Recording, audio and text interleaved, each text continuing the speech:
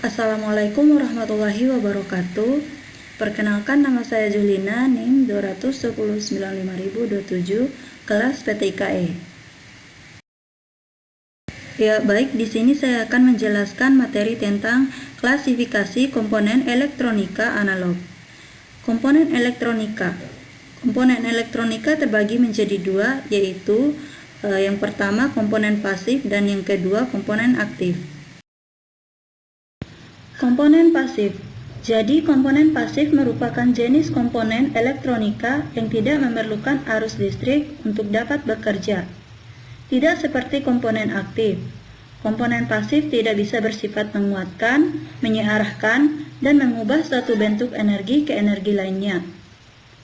Komponen pasif terbagi menjadi tiga, yaitu 1. Resistor, 2. Kapasitor, 3. Induktor. 1. Resistor.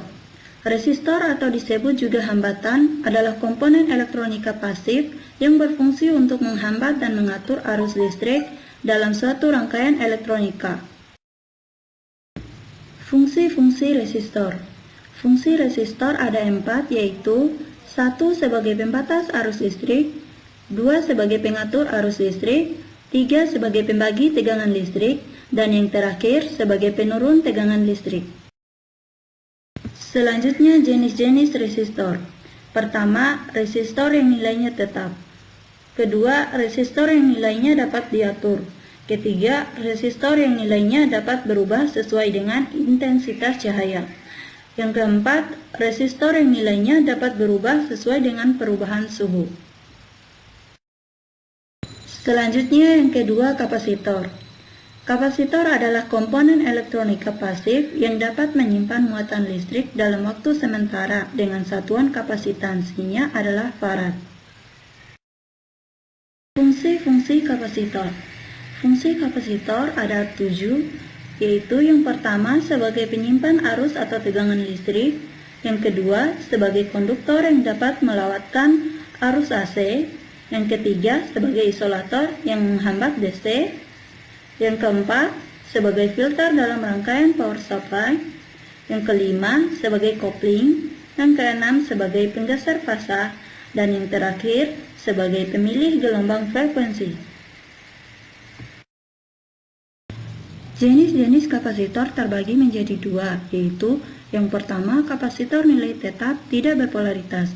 Contohnya, kapasitor keramik, kapasitor polister, kapasitor kertas, dan kapasitor mika. Yang kedua, kapasitor nilai tetap berpolaritas.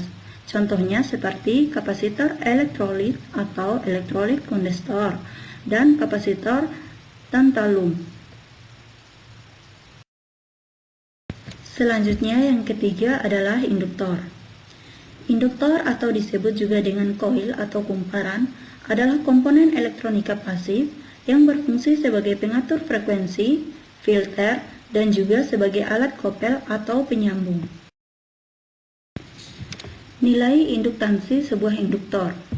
Jadi, nilai induktansi sebuah induktor itu dapat kita lihat pada 4 faktor ini. Yang pertama, jumlah lilitan. Semakin banyak lilitannya, semakin tinggi induktansinya. Yang kedua, diameter induktor.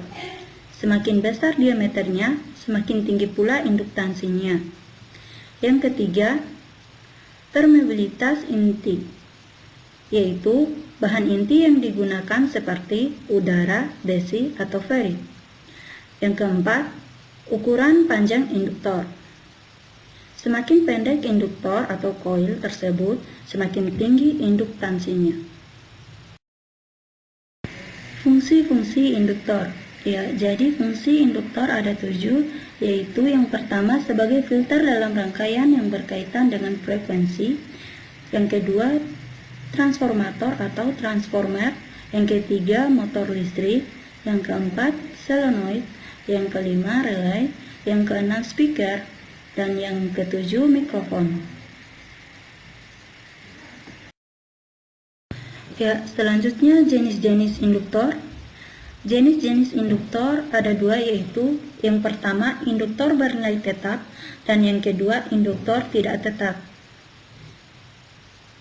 Jenis induktor bernilai tetap biasanya terdiri dari gulungan inti udara atau inti lainnya yang dipasangkan secara permanen sehingga menghasilkan nilai yang tetap dan tidak dapat diubah-ubah.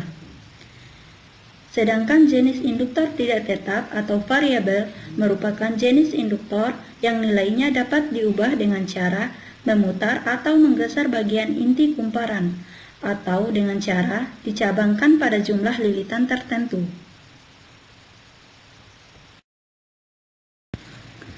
Selanjutnya, komponen aktif.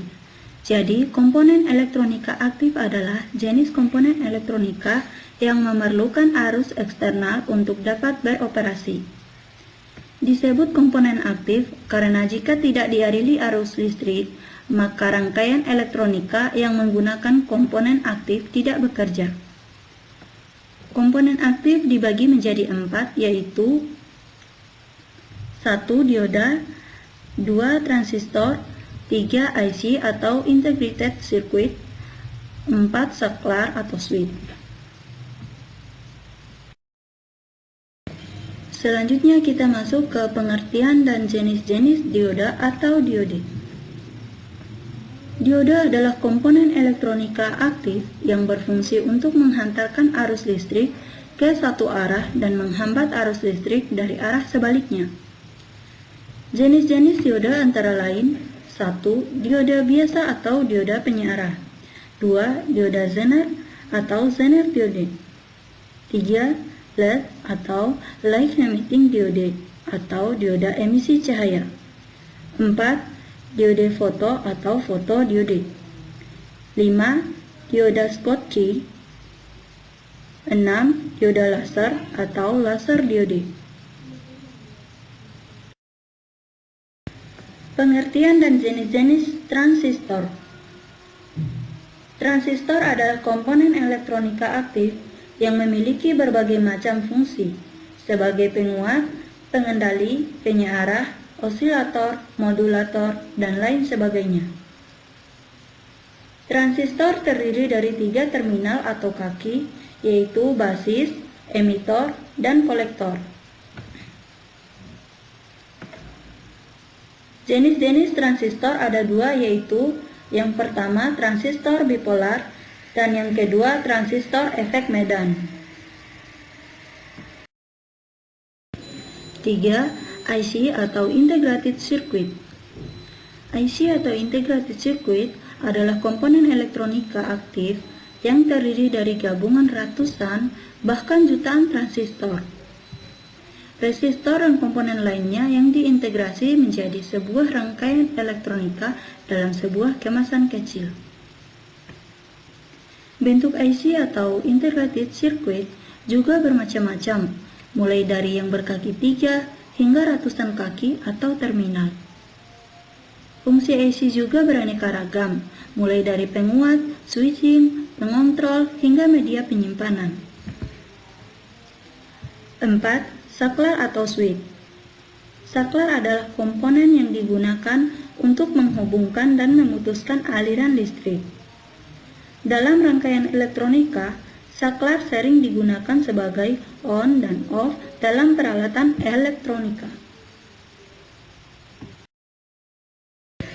Terima kasih, sekian penjelasan dari saya. Lebih dan kurangnya saya mohon maaf.